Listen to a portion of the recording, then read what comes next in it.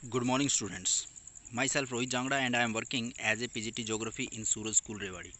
Now today we discuss about the chapter water in atmosphere. It means कि आपके जो atmosphere है उसके अंदर वाटर की प्रेजेंस कितनी है। जैसे हमने उसके अंदर पहले जो चैप्टर था उसके अंदर हमने पढ़ा था कि कैसे आपका जो वाटर है वो उसकी प्रेजेंस है आपके एटमॉस्फेयर के अंदर, जिसको हम मॉइस्चर बोलते हैं या जिसको हम ये कहते हैं कि जो गैसेस हैं वो अलग अलग गैसेस जो हैं मिक्सचर हैं। उसके अंदर हमने लास्ट में पढ़ा था कि एक और कंटेंट है जिसको हमने कहा था कि ये आपका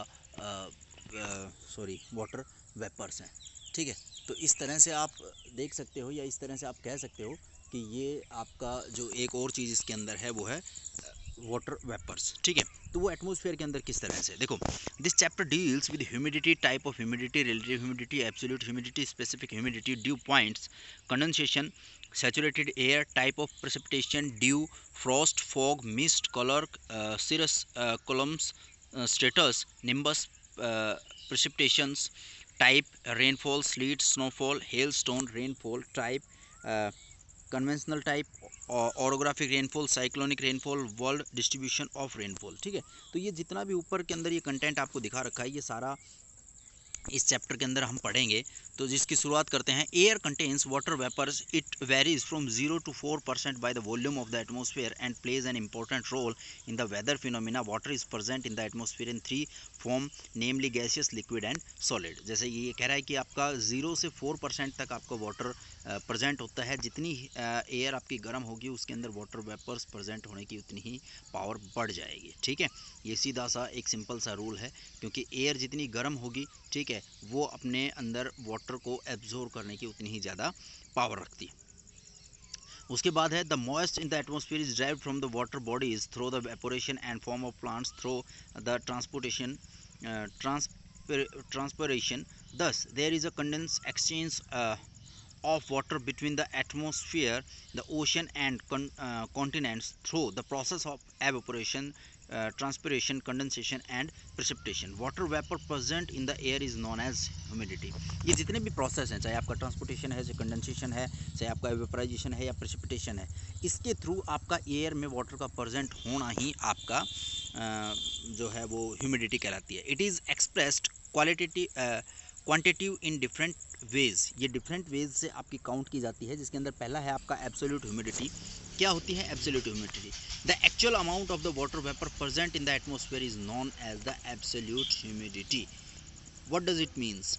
इसका मतलब ये हुआ कि एक्चुअल में जो वाटर वेपर उसके अंदर है एट प्रेजेंट, अभी मान लिया आपने मेज़र किया और उसके अंदर आपके 2 ग्राम, 10 ग्राम, 20 ग्राम, 50 ग्राम, 100 ग्राम, जितना भी उसके अंदर वेपर्स हैं, वाटर वेपर्स हैं एयर के अंदर, ठीक है, वो आपका एब्सोल्यूट ह्यूमिडिटी कहलाती है। आफ्टर दैट इसके अंदर जैसे आप देखोगे, it is the weight of water vapour per unit volume of air and express in the term of grams per cubic metre. The ability of air to hold water vapor depend entirely on its temperature.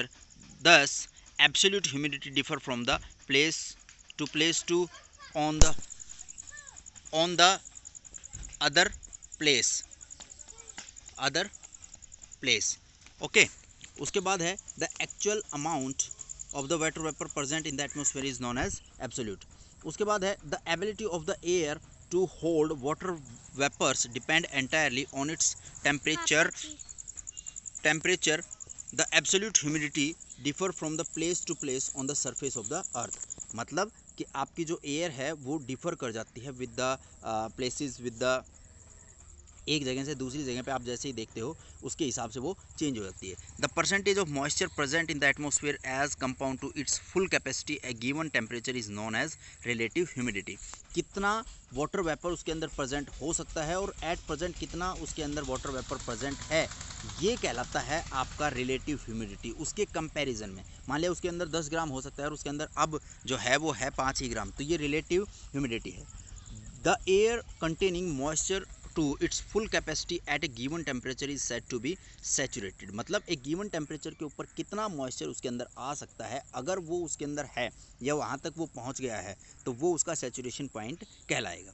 The temperature at which situation occurs is given sample to air known as dew point, और वहाँ पे जाके आपका जहाँ पे वो the temperature at which saturation occurs in a given sample of air is known as dew point, जहाँ पे जाके एयर का सैचुरेशन होता है उस पॉइंट को कहा जाता है आपका ड्यू पॉइंट। कि उसके बाद अब जो एयर है उसके अंदर और ज़्यादा vapours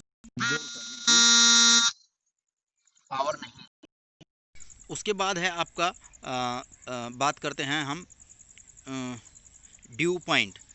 after that water in the atmosphere, evaporation and condensation. ये जो अगली टाइप है इसको हम अगली वीडियो के अंदर देखेंगे। आज शुरुआत करते हैं इतनी शॉर्ट वीडियो के साथ, आगे बात करते हैं अगले उसमें। तब तक के लिए थैंक यू गाइस।